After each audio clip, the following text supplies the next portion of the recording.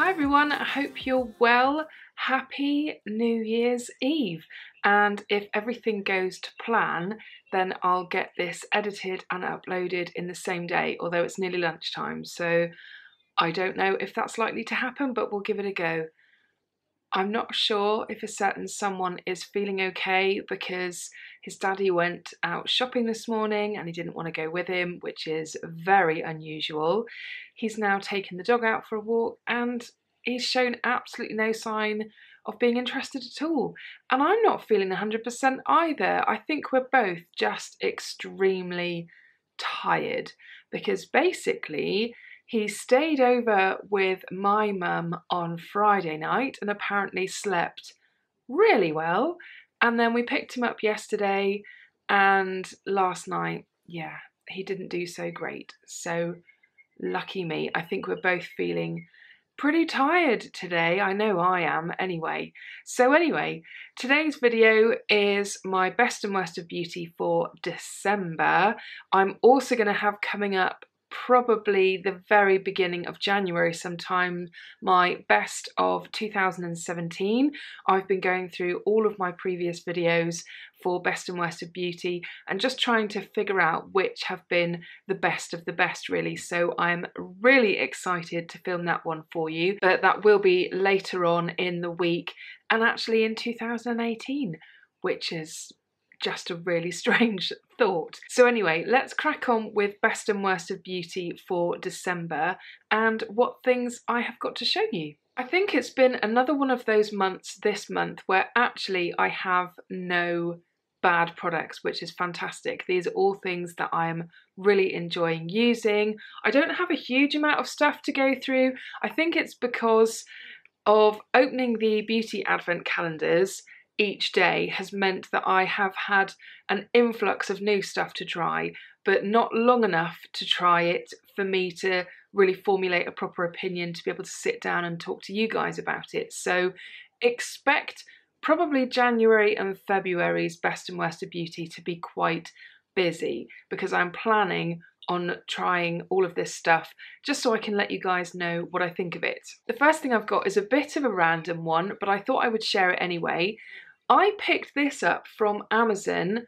It was, yeah, probably about a month, a little bit over a month ago. And if you're wondering what the hell this is, I saw one of these somewhere, probably on YouTube, and I thought, oh, I like the looks of that. I'll see if I can find one. And what this is, it's just essentially a spray bottle. But there's something quite special about this spray bottle because can you see how fine the mist is on that? And it actually mists really quite far out as well. And it's one of these ones that when you're misting your hair, it just continually comes out with this beautifully fine mist. Normally, I would just reuse any random bottle of probably hair product stuff, just fill it up with water and mist my hair. Because if you don't have curly hair, this might be kind of a bit lost on you. But if you do, then you'll know that just misting your hair with a little bit of water can make a big difference from it looking a frizzy mess to actually looking a bit more tamed and controlled. And I've misted my hair or damped it down with water for years. When I go to the bathroom at work, if my hair is looking a little bit shabby, then it's amazing what difference just a little bit of water can do and just re-scrunch through your hair, and it just kind of refreshes the product into working again, I guess. But I really liked the idea of this spray bottle because of the fact that it is such a fine misting one, and that's quite a lot of water that's come out there in that one press. And you can do short presses as well, but it just gives you a kind of continuous amount of water. But it's absolutely fantastic. I don't think it was overly expensive. I mean, it might have been around £7. So just for a spray bottle, I don't know, you might think that's a bit pricey because it literally comes with nothing inside. I have previously just, like I said, reused product bottles, but this one I really like, and it's got a decent capacity on it as well. And in terms of what it says on the back, I've still got the sticky label on here. It's a Flairosol. I don't know if that's a trademark name, it sounds like it could be. Flairosol Fine Mist Spray Bottle. So I've been really enjoying using this and just kind of refreshing my hair. And also it comes in very handy if I've kind of over dried my hair as well. So I've taken it a little bit beyond where I wanted to, and I just want to dampen it down just a little bit. This just distributes a really nice amount of water so that it's not completely saturating your hair again. Next up, and we may as well stick to hair care stuff, I do actually have something from the beauty advent calendars that I opened. This one was from the Look Fantastic beauty advent calendar, and it is this bottle here of MoroccanOil treatment. And I'm down to about here, so I've definitely been using it quite a lot. There was 15ml in here, and it's very likely that I will actually be picking up the full size of this once this runs out, because this stuff has just made my hair so nice. I only ever use it when my hair is wet. So when I've got out of the shower and my hair is still pretty much dripping wet, I just put quite a small amount, probably like a 5p or something. Is that the same size as a dime? I think it possibly is. Quite a small amount in the palm of my hand, and then I just rub my hands together and then distribute it mainly sort of from this sort of length downwards. And the difference it's made to my hair is it's made my hair really soft, really shiny. It feels lovely when I layer any sort of product on over the top of it, really. It just makes my hair look like it's in really, really good condition, which I'm sure is also helped from using New Wash as well. I've been using New Wash for, it's over a month now, and just the combined effort of the two things together, I just love how my hair is at the moment. I haven't quite found the right combination or amount or whatever of product to get it looking like this for like a full day, because when I first styled my hair using this and a few other things, my hair looks gorgeous. I'm so happy with it. It doesn't look like it's weighed down with a ton of product, because this does make your hair still quite soft and bouncy. But what it's doing is, because my hair is quite soft, it's not holding the curl particularly well at the end of the day. My hair's starting to go a little bit more frizzy, but I am pretty confident that that is just down to the styling products that I'm putting on over the top. So I need to find a combo of stuff which can just hold that look in for the whole day. Although that being said, if I then reach for my hair mister, which is just putting a very fine layer of water all over my hair, then I can sort of re-liven things pretty easy. So it's not a major deal breaker, but it's just about finding the right combination of products. But I've been really, really enjoying using this. It's just as nice as I was hoping it was going to be. I did really like the Josh Wood hair oil stuff, which I mentioned in a Best and Worst of Beauty way back earlier on in the year, and I only really remember this because I was looking through my Best and Worst of Beauty for my Best of 2017, and I'm not actually going to be including that Josh Wood hair oil in the Best of 2017 because I think this has actually overtaken it, and I really liked the Josh Wood stuff, to the point that I was seriously considering getting the full size, just mainly because of the fact that neither of them weigh my hair down, but they just make my hair so shiny and healthy and gorgeous looking that it was just a product that I wanted to reach for again and again. So really happy to have tried this, have always wanted to, and I will be picking up the full size at some point. I just hope that the bigger sizes are a bit easier to dispense. I've not really looked into it because you can easily pour out way too much and then you're trying to kind of wrestle it back in again. So that's the only drawback from the packaging point of view, really. But the product itself, I really, really like it. Next up, I have this blush palette here from Zoeva.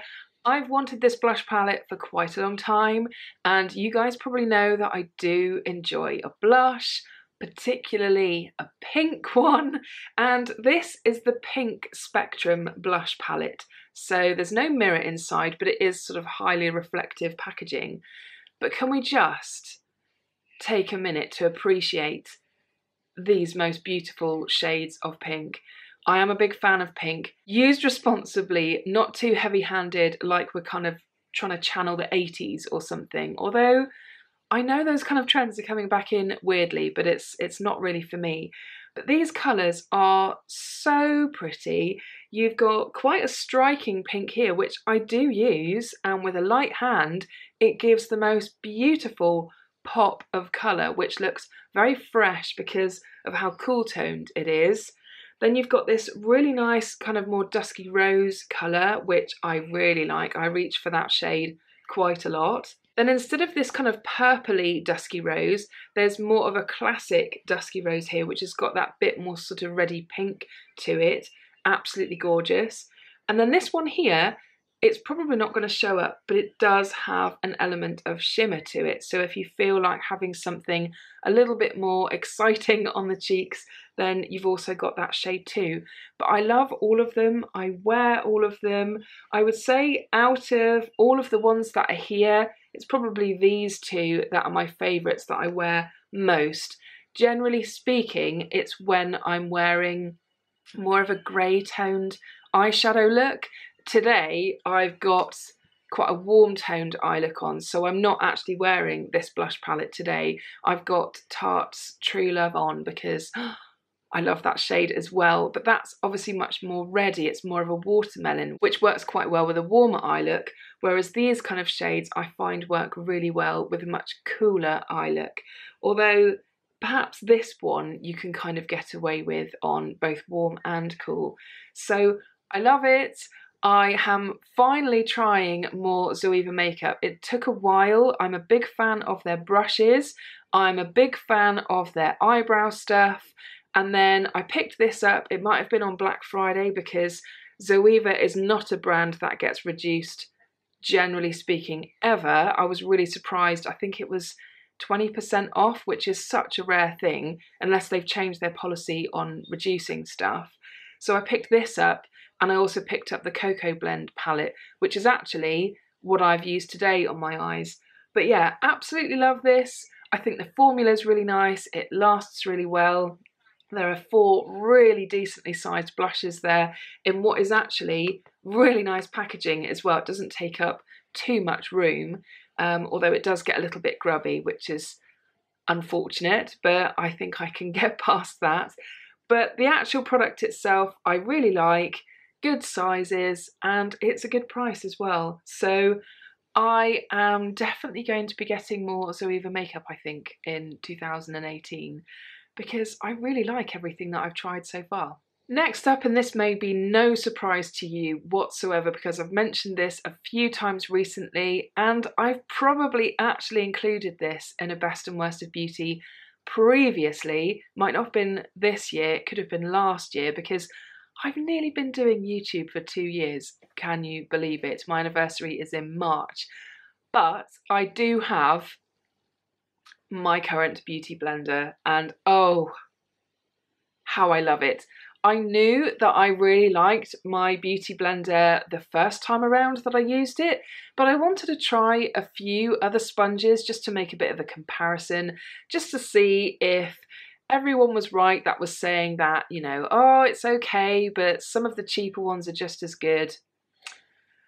I'm sorry, but I am in the school of thought where the beauty blender is king, really. It's absolutely amazing, or should that be queen? Probably queen, actually. It's lovely and squishy. This is still damp from me using it earlier, although I did actually give it a bit of a rinse first because, yeah, I mean, it's probably still a bit grubby now, to be fair, but it's so squishy. And one of the biggest differences I noticed between a beauty blender and most other sponges on the market is how squishy it is. The beauty blender, however it's made, whatever the actual material is so much softer and squishier than probably any other sponge that I've used so far. And I haven't used tons, but there's definitely a noticeable difference. And when I stopped using my old beauty blender and then I ended up using the L'Oreal Professional sponge, I was still pretty blown away with the L'Oreal Professional one. I used that for ages and I thought, okay, yeah, maybe there is something to this school of thought around maybe the Beauty Blender isn't all that great after all. And I do still have other sponges that I want to try as well, just to see what the difference is. But honestly, I just absolutely love this. When it comes to cleaning it, when it comes to preparing it for actually using it on your face, so when you're running it under the tap and you're working the water into it and then obviously draining it and making sure it is just damp and it's not completely sopping wet, not only does it massively increase in size compared to when it's totally dry, so the structure of this is quite different to a lot of other sponges out there because it is so airy, I suppose. There's a lot of air pockets in here to swell up, or whatever the technology is that goes into making one of these. You can definitely notice a difference if you have used one of these and maybe used some of the other ones that are noticeably much denser, much harder, much heavier actually. There really is quite a difference, and so far I haven't come across any beauty sponge which is this kind of texture in terms of really light, really kind of bouncy and squishy, and when you're using it on your face to blend makeup, and obviously this is the main point, you know, you can look at something and think, oh, doesn't it feel lovely, isn't it squishy and all that, but if it doesn't apply makeup well, that is the whole point of its existence. When you apply makeup with this, it's just a dream. It blends so easy, so quickly. It does a fantastic job of blending pretty much everything I've tried with it in such a way that makes your skin look really flawless. I mean, I'm still on the hunt for finding my holy grail to end all other quests of a foundation. I've come so close, and I've definitely found foundations where I am happy to wear them on the daily, but there's not one yet that I've found that I am completely like, that's it. The search is actually over now. But I'm pretty sure that I would want it to work really well with a beauty blender because they are so easy to clean. Obviously brushes can be a bit of a pain because they can take quite a bit longer to work soap into to get them clean. Then you've got to wait for them to dry, whereas with a beauty blender, you can use it straight after you've cleaned it. There's no waiting at all, and that really appeals to me. So I do find myself reaching for it quite a lot, and I've washed all my brushes recently and I've not got to the point where I'm like, oh, that foundation only really works particularly well with that brush, so I must use it. Everything that I've tried just works really well with this, and even powder as well. Perhaps not powder foundation, but when you're setting your face with a loose powder or something, just dipping it in and popping it on, and it just works like a dream and is so easy to clean. I just absolutely love it. I could gush about this for quite some time. The only thing that I would want to change about this is the shape of it, because I do quite miss the fact that with the L'Oreal sponge you do get a flat side, and some people might not feel that it's relevant to have a flat side, but on some areas of my face where I just want to maybe get some really quick coverage, or I want to sheer the coverage out a little bit, and for me particularly that's on my neck. I don't want too much product going too far down, but because I have to bring foundation so far down, I obviously do need to blend it quite a way. And what I usually do is I do this kind of motion, and I do find that it's a lot easier if you have a flat side because it's so much quicker, because you're only getting contact with quite a small part of the sponge when you do it that way. Whereas if it was flat, then obviously you would have that whole flat surface. So that's the only thing I would say about it, but I can get over that. The fact that it blends foundation so well is obviously all I want it to do, really. So I did manage to find in the sales there was a beauty blender set which had 2 of these in it, the Blotter Artsy as well, which I've always wanted to try, and so far in using it, which I've only used it I think once or twice, I'm really liking it, but that will really come into its own when I'm back to work, because that's going to be going in my handbag and hopefully helping my face look less shiny throughout the day. So that one came with it as well. and there was a little blender cleanser as well. So I do have some of their other products to try as well, which I'm really excited about. But I am probably sorted for beauty blenders for the rest of the year now. So yeah, that's fabulous. Next up, I have got this brow gel from Aiko.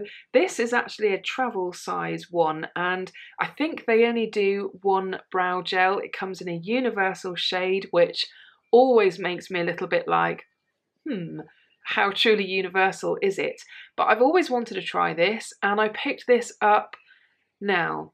Is it Space NK or Cult Beauty? I think it's Space NK, who have a travel size section. So if you're ever looking for a product that you just want to try a smaller size of with a bit of a better price tag, and they actually do have hourglass, I know, hourglass ambient lighting travel size powders, but the little small versions that you've been able to buy on Sephora for a long time, we can actually get them in the UK now, and I'm pretty sure it's Space NK who do that travel section.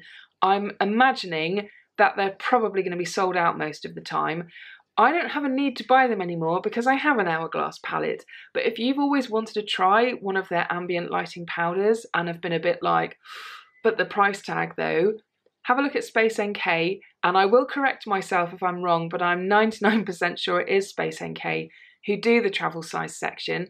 They've actually got some really cool brands in there at a slightly less terrifying price for you to try. So this was one of the products that I recently picked up, and this is actually half of a full size. There's 4ml in here, so it's a decent amount. I also like Aiko packaging because not only is it quite cool, but because it's squishy, when you're getting towards the end, and I won't push too much because I'm not sure how much is left in here, but you can really push the product up and get as much out of it as you can.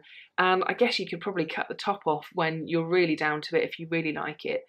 But this really is what appears to be a pretty much universal colour.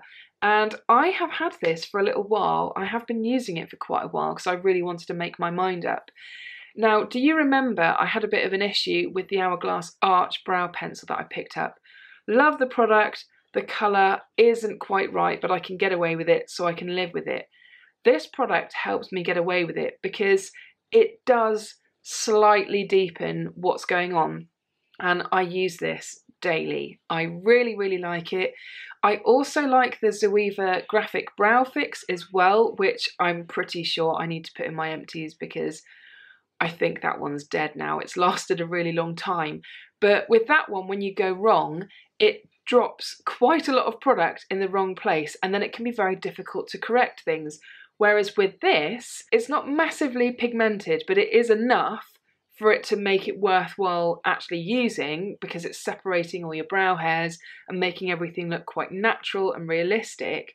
But if you do get a bit on your skin or something, it just wipes away super easy. So I really, really like this, and I'd be tempted to not actually try any other brow gel because I like it that much. I like how it doesn't deliver a ton of product, but it does deliver enough for it to make a difference for what personally is how I like to wear my brows. So if you've not tried this, I do recommend it. I'll see if I can show you what the product actually looks like because it is quite tricky to explain. So that's what it looks like, and can you see how wet it is? It's definitely more of a gel, and some brow products can just be really thick and horrible to use. And it actually looks quite dark on my hand there, but I think it's because I've put quite a lot of product on there. Whereas I think if you had much lighter brows and you didn't want to wear them so dark, this would still actually work for you because it doesn't show up ridiculously. It just shows up the right amount. Another great thing about this product is it says on the back it also will care for your brows as well. So it's infused with a botanical blend including keratin, ginkgo and biloba, I think is how you say that. But the message there is the fact that it will care for your brows, make them healthier, and hopefully with the keratin in there actually make them perhaps grow a little bit more. And I can't put it down to this, but since I have been working on my brows a bit more and trying to make the natural brow hairs grow so that when I colour them, they do look a lot more fabulous, hopefully this will just help that whole sort of maintenance routine of having my own brows, and I'll never have a need to go and have them microbladed or anything. That's the plan anyway. I have just got one last product to mention now. Any guesses as to what it could be? Shall I give you a clue? Yes, this is the mascara that I have been wearing on the daily as far as I can remember since, I'm pretty sure I unboxed it around the middle of December, because I remember my work's Christmas due was on the 16th and I could have worn this for the evening, and I should have done because it's so blooming good. It does not smudge on me. This mascara has been the discovery, or one of the discoveries, of the whole of December in those 2 beauty advent calendars. And when I first unboxed it, I just thought, it's a mascara.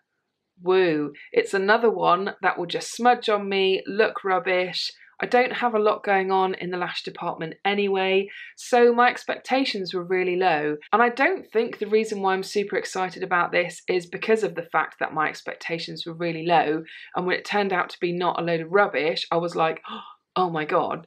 I have tried so many mascaras, most of them smudge on me. It's just something about having oily skin that you have to deal with.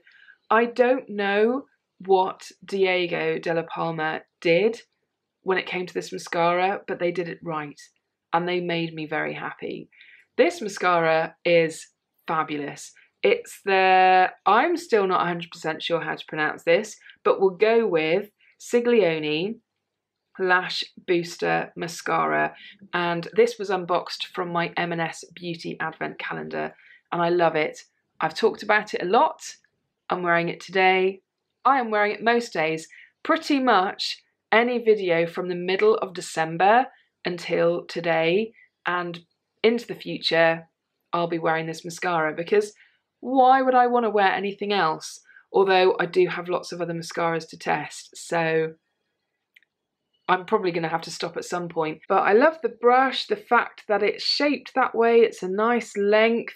The formula's nice, it just coats the lashes really well. It doesn't take a lot of effort to get some pretty amazing looking lashes very quickly, but the formula doesn't dry too quickly either, so it does give you a chance to really make sure that everything is where you want it to be. So in terms of all the mascaras that I have tried, probably this year, this is the current one to beat. It's very impressive. I really, really like it. And there we have it. That is my best and not actually worst of beauty for December. So let me know what you've been trying recently. Have you tried anything really, really good? Let me know in the comments. Did you get something awesome for Christmas that you've always wanted? Or have you made an amazing random discovery because you've had a beauty advent calendar too and something has just landed on you that you're like, oh, wow, this is amazing. Let me know. Anyway, I hope you're all really well. I hope you have a very safe and happy New Year's Eve, and here's to an awesome 2018. So I will see you in 2018. Bye.